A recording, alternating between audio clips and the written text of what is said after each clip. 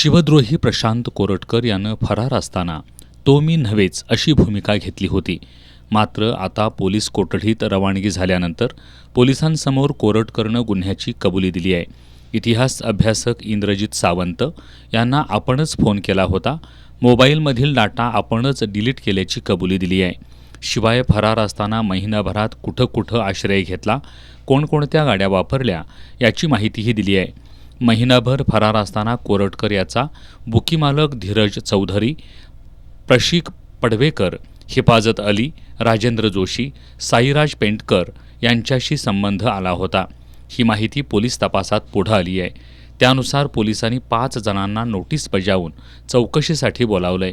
चौकशीदरम्यान त्यांचा गुन्ह्यात सहभाग आढळल्यास त्यांना देखील आरोपी करण्यात येणार आहे. उद्या पोलीस कोठडीची मुदत संपणार असल्यानं कोरटकरला न्यायालयात हजर करण्यात येणार असल्याची माहिती जुना राजवाडा पोलीस ठाण्याचे पोलीस निरीक्षक संजीव झाडे यांनी दिली आहे.